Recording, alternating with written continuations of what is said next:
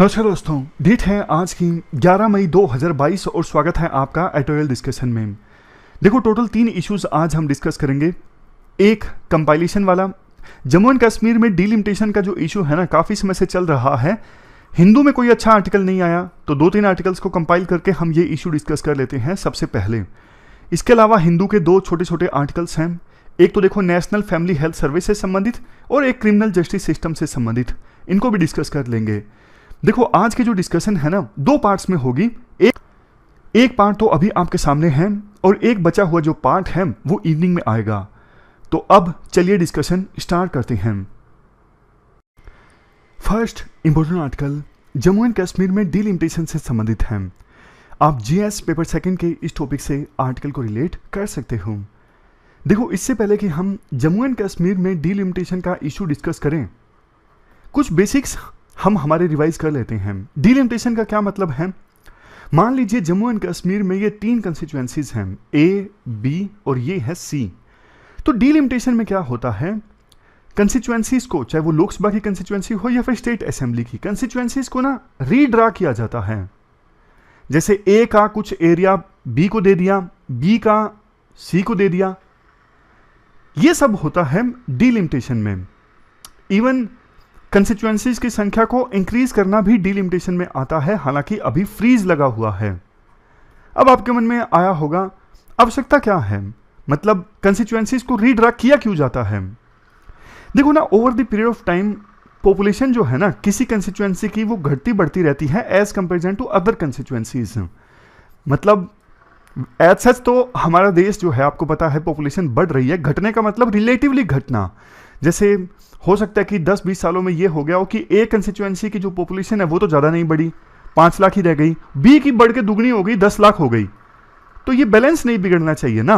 अब ए कंस्टिट्यूएंसी में सिर्फ 5 लाख लोग और बी कंस्टिट्यूएंसी में 10 लाख लोग, तो विभिन्न कंस्टिट्यूएंसीज में पॉपुलेशन के रिस्पेक्ट में एक बैलेंस होना चाहिए। हर एक कंस्टिट्यूएंसी में ऑलमोस्ट इक्वल पॉपुलेशन होनी चाहिए।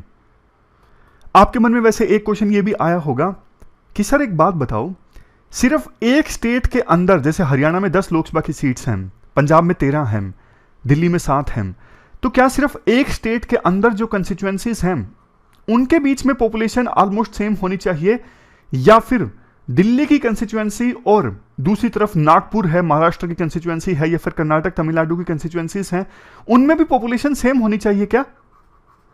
देखो, इसका आंसर ये है, कायदे से होनी तो चाहिए, लेकिन इस पर ना फ्रीज लगा हुआ है। फ्रीज क्यों लगा हुआ है मैं आपको बताता हूं। देखो, क्या हुआ है पिछले 50 सालों में, साउथ इंडिया में तो पॉपुलेशन ज्यादा नहीं बढ़ी है, नॉर्थ इंडिया की पॉपुलेशन ज्यादा बढ़ी है। अगर हर एक सेंसस के बाद हम ये बैलेंस स्टैब्लिश करना स्टार्ट कर देते ना कि लोकसभा की कंस्टिट्यूएंसी में जितनी पॉपुलेशन तमिलनाडु में है उतनी ही दिल्ली में होनी चाहिए, या फिर यूपी बिहार की किसी कंस्टिट्यूएंसी में होनी चाहिए, इसका नतीजा तो ये निकलता यूपी बिहार में तो कंस्टिट्यूएंसीज ज्यादा हो जाती और साउथ इंडिया में कम हो जाती। तो साउथ इंडिया के लोगों को तो इसका नुकसान हो जाता ना। एक तो उन्होंने अच्छा काम किया, पॉपुलेशन को स्टेबलाइज किया, लेकिन बैलेंस करने के चक्कर में अब उनकी रिप्रेजेंटेशन पार्लियामेंट में कम हो गई, क्योंकि वहां पे पॉपुलेशन कम बढ़ी नहीं है रिलेटिवली पिछले कुछ सालों में।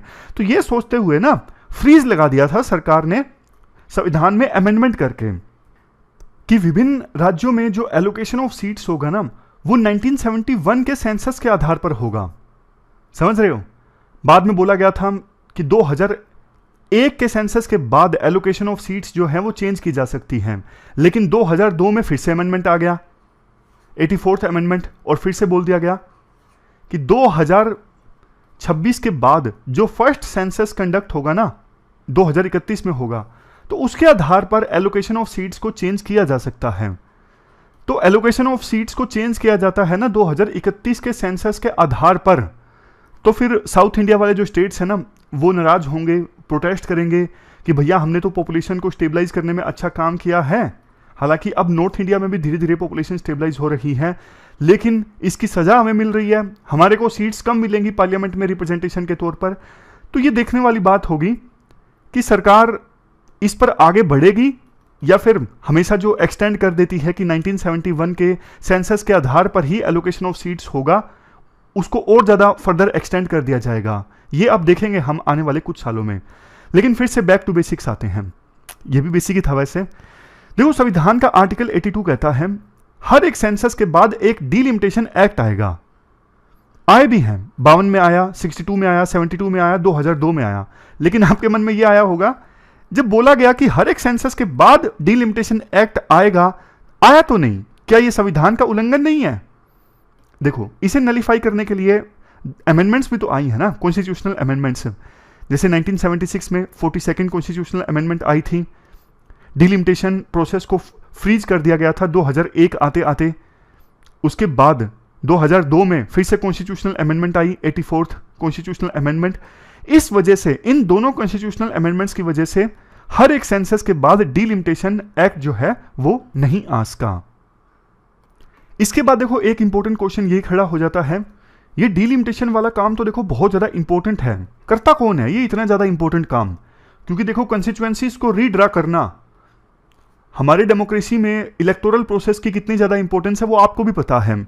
तो डिलिमिटेशन कमीशन अगर बायस्ड हो मान लीजिए, तो वो तो कंस्टिट्यूएंसीज को इस प्रकार से रीड्रा कर देगा ना, किसी एक पॉलिटिकल पार्टी को फायदा हो जाएगा। इसलिए डिलिमिटेशन कमीशन में कौन कौन होगा, किसके द्वारा गठित किया जाता है, यह बहुत इंपॉर्टेंट है। इसको अपॉइंट किया जाता है प्रेसिडेंट के द्वारा, और ये इलेक्शन कमीशन ऑफ इंडिया के साथ मिलकर काम करता है। डिलिमिटेशन कमीशन में सुप्रीम कोर्ट के रिटायर्ड जज होते हैं, चीफ इलेक्शन कमिश्नर होते हैं, और स्टेट इलेक्शन कमिश्नर के रिप्रेजेंटेटिव होते हैं। कमीशन का काम यह होता है पॉपुलेशन के हिसाब से विभिन्न कंस्टिट्यूएंसीज की बाउंड्रीज को और नंबर्स को डिटरमाइन करना। इसके अलावा यह भी आइडेंटिफाई करना कि कौन सी सीट्स रिजर्व रहेंगी शेड्यूल कास्ट या फिर शेड्यूल ट्राइब के लोगों के लिए। संविधान देखो ये भी बोलता है डिलिमिटेशन कमीशन ने जो भी अपनी रिपोर्ट दी ना वो फाइनल होती है, उसको किसी भी कोर्ट में चैलेंज नहीं किया जा सकता। तो ये हमने देखो काफी सारे बेसिक्स डिस्कस कर लिए। अब बात करते हैं जम्मू एंड कश्मीर की। देखो जम्मू एंड कश्मीर में थोड़ा सिस्टम अलग है, क्योंकि आपको भी पता है 2019 से पहले स्पेशल स्टेटस मिला हुआ था जम्मू एंड कश्मीर को। तो वहां पे ना जो पार्लियामेंट्री कॉन्स्टिट्यूएंसीज है ना, उनका डिलिमिटेशन गवर्न होता था संविधान के तहत, भारत का जो संविधान है। लेकिन Jammu and Kashmir state assemblies का जो डिलिमिटेशन है ना, वो Jammu and Kashmir representation people act 1957 के तहत होता था। मतलब पार्लियामेंट्री कंस्टिट्यूएंसीज के लिए अलग सिस्टम, संविधान के थ्रू वाला जो बाकी देश के लिए सेम है, लेकिन स्टेट असेंबली की कॉन्स्टिट्यूएंसीज के लिए डिलिमिटेशन गवर्न होता था जम्मू एंड कश्मीर का जो 1957 का एक्ट था ना, Jammu and Kashmir representation of the people act 1957, इसके तहत। तो जम्मू एंड कश्मीर में लास्ट डिलिमिटेशन एक्सरसाइज कंडक्ट हुई थी 1995 में।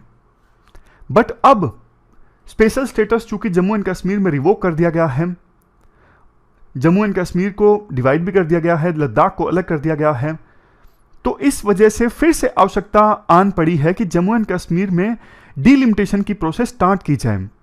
पहले जो जम्मू एंड कश्मीर पूरा स्टेट हुआ करता था ना, इसमें 111 सीट हुआ करती थी, जिसमें से 46 कश्मीर के अंदर आती थी, जम्मू के अंदर 37, लद्दाख के अंदर 4, प्लस में 24 सीट्स दी हुई थी पाक अधिकृत कश्मीर को। लेकिन अब लद्दाख तो अलग हो गया, आपको पता है। तो टोटल जो सीट्स है ना वो इंक्रीज कर दी गई हैं, 107 से इंक्रीज करके 114 कर दी गई हैं। 90 रहेंगी जम्मू एंड कश्मीर के लिए और 24 रिजर्व रहेंगी पाक अधिकृत कश्मीर के लिए। डिलिमिटेशन की आवश्यकता देखो इसलिए भी थी क्योंकि जब से स्पेशल स्टेटस रिवोक किया गया है ना जम्मू एंड कश्मीर में, तब से प्रोसेस जो है ठप पड़ी है, पॉलिटिकल प्रोसेस चल नहीं रही है। कायदे से वहां पे लेजिस्लेटिव असेंबली होनी चाहिए, लेकिन पिछले 3 सालों से कोई लेजिस्लेटिव असेंबली गठित नहीं की गई है। और डिस्ट्रिक्ट ये जो डिलिमिटेशन प्रोसेस है इसको स्टार्ट करने की आवश्यकता इसलिए भी थी क्योंकि जो डिस्ट्रिक्ट बाउंड्रीज है ना वो मिलनी चाहिए कंस्टिट्यूएंसी की बाउंड्रीज से। तो कामकाज करना, गवर्नेंस चलाना, एडमिनिस्ट्रेशन चलाना रिलेटिवली और भी ज्यादा आसान हो जाता है। तो अब बात करते हैं जो डिलिमिटेशन आयोग गठित किया गया था जम्मू एंड कश्मीर में, इन्होंने क्या रिकमेंडेशंस दी हैं। जैसा हमने डिस्कस किया, पहले 107 कंस्टिट्यूएंसीज थी, अब बढ़ा के 114 कर दी गई हैं। तो 7 जो कंस्टिट्यूएंसीज बढ़ी है ना, उनमें से 6 एक्स्ट्रा मिलेगी जम्मू को और 1 एक्स्ट्रा मिलेगी कश्मीर को। तो जम्मू को अब टोटल कंस्टिट्यूएंसीज मिलेंगी 43 सीट्स और कश्मीर को मिलेंगी 47। ये तो हमने बात की असेंबली की कंस्टिट्यूएंसीज की। लोकसभा की बात करें तो डिलिमिटेशन कमीशन ने ना अनंतनाग और जम्मू की सीट्स की बाउंड्रीज को रीड्रा कर दिया है। रिजर्वेशन की बात करें तो कश्मीरी माइग्रेंट्स को 2 सीट्स दी गई हैं एज ए रिजर्वेशन के तौर पर, मतलब 2 सीट्स रिजर्व रहेंगी कश्मीरी माइग्रेंट्स के लिए। इसके अलावा डीलिमिटेशन आयोग ने यह भी रिकमेंड किया है कि Jammu and Kashmir legislative assembly को में उन लोगों को भी रिप्रेजेंटेशन देनी चाहिए जो पार्टीशन के बाद पाकिस्तान ऑक्युपाइड कश्मीर से जम्मू में आ गए थे पार्टीशन के बाद। इसके बारे में भी सरकार को विचार करना चाहिए, ऐसा डीलिमिटेशन कमीशन ने रिकमेंड किया है। उसके बाद कमीशन ने 9 जो असेंबली सीट्स है ना वो शेड्यूल्ड ट्राइब के लिए रिजर्व करी हैं। लेकिन देखो इन रिकमेंडेशंस को लेकर ना कुछ कंसर्न्स हैं। पहला कंसर्न तो यही है, जब बाकी पूरे देश के लिए डीलिमिटेशन की जो प्रक्रिया है ना वो फ्रीज है 2026 तक, और इसी के अकॉर्डिंग फिर जम्मू एंड कश्मीर ने भी अपना 1957 का जो एक्ट है वो अमेंड कर दिया था। तो जब बाकी देश में फ्रीज है तो जम्मू एंड कश्मीर में क्यों की जा रही है? जम्मू एंड कश्मीर में कुछ पॉलिटिकल पार्टीज ये भी कह रही हैं, देखो 2019 के रीऑर्गेनाइजेशन एक्ट के अंतर्गत अब डीलिमिटेशन की प्रक्रिया को कंटिन्यू किया जा रहा है जम्मू एंड कश्मीर में, जबकि 2019 का जो रीऑर्गेनाइजेशन एक्ट है उस पर केस चल रहा है अभी सुप्रीम कोर्ट पे। सुप्रीम कोर्ट में केस चल रहा है, हो सकता है सुप्रीम कोर्ट इसे नलीफाई कर दे।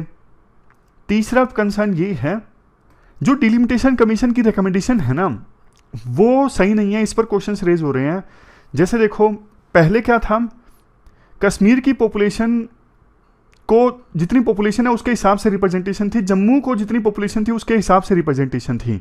लेकिन अब ना चूंकि कश्मीर की जो पॉपुलेशन है ना जम्मू एंड कश्मीर में वो है 56%, लेकिन कश्मीर को रिप्रेजेंटेशन मिलेगी 52.2%। जम्मू की बात करें, जम्मू की पॉपुलेशन है टोटल पॉपुलेशन में 43%, लेकिन सीट्स मिलेंगी जम्मू को कितनी 47.8%। तो जम्मू को कम पॉपुलेशन के बावजूद ज्यादा परसेंटेज ऑफ सीट्स मिल रही हैं आयोग की रिकमेंडेशंस के अनुसार। और नेक्स्ट चीज, कमीशन ने यह जरूर बोला है कि कश्मीरी पंडित के लिए 2 सीट्स रिजर्व होंगी, लेकिन कौन सी सीट? क्या ऑलरेडी जो ये 114 सीट हैं उनमें से 2 सीट रिजर्व होंगी या फिर 2 सीट्स एक्स्ट्रा क्रिएट की जाएंगी?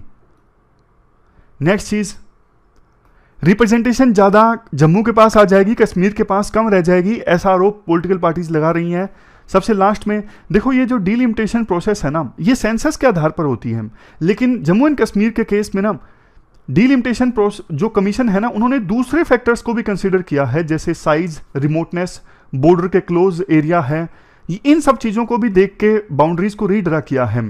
जैसे कमीशन ने देखो राजौरी और पुंछ इनको आपस में मर्ज कर दिया है कश्मीर रीजन की अनंतनाग कंस्टिट्यूएंसी के साथ में, और नई कंस्टिट्यूएंसी को नाम दिया गया है किश्तवाड़ राजौरी। सबसे लास्ट कंसर्न देखो ये है, ये पहली बार होगा कि डीलिमिटेशन कमीशन की जो रिपोर्ट है वो स्टेट असेंबली या फिर इस केस में यूटी लेजिस्लेटिव असेंबली के सामने नहीं रखी गई है। तो ये थोड़ा सा डेमोक्रेसी के अगेंस्ट भी हो जाता है।